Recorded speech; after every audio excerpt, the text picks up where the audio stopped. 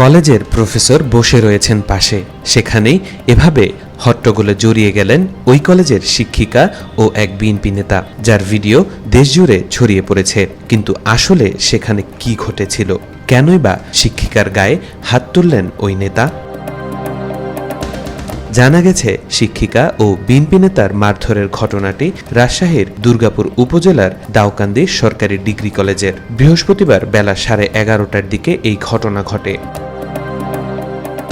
প্রত্যক্ষদর্শী ও স্থানীয়রা জানান, আগামী 4 ও 5 মে দাউকান্দি উচ্চ বিদ্যালয় মাঠে স্থানীয়ভাবে একটি তাফসির মাহফিলের আয়োজন করা হয়েছে।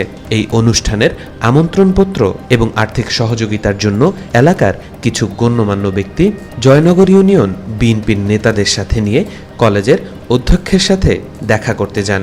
এ সময় ইংরেজি বিভাগের শিক্ষিকা আলেয়া খাতুন হীরা অধ্যক্ষের পাশের চেয়ারে বসেছিলেন।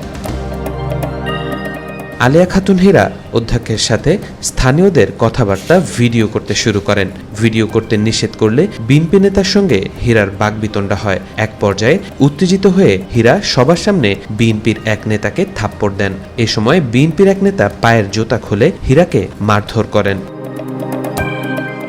এখানেই শেষ হয়নি ঘটনাটি। এরপর বিএনপি নেতারা কলেজ থেকে চলে যাবার সময় আলেয়া খাতুন হীরা কলেজ মাঠে বিএনপির এক নেতাকে মারধর ও ধাক্কা দিয়ে ফেলে দেন। হীরার মারধরের শিকার হন জয়নগর ইউনিয়ন বিএনপির কয়েকজন নেতা। ওই কলেজের একাধিক শিক্ষক জানান, আলেয়া খাতুন হীরা অধ্যক্ষের ঘনিষ্ঠ হওয়ায় অন্য শিক্ষকদের তিনি পাত্তা দেন না এবং সবার সাথেই দুর্ব্যবহার করেন। তবে অভিযোগ অস্বীকার করে আলেয়া খাতুন হীরা বলেন, যারা এসেছিলেন তারা মাহফিলের নামে চাঁদা আদায়ের চেষ্টা করছিলেন।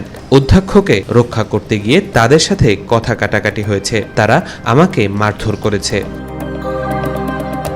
কলেজের অধ্যক্ষ আব্দুর রাজ্জাক বিষয়টি নিয়ে কোনো মন্তব্য করতে রাজি হননি। তবে জয়নগর ইউনিয়ন বিএনপির সহসভাপতি আকবর আলীকে বহিষ্কার করেছে বিএনপি। তাওফিকুল ইসলাম, আজকাল।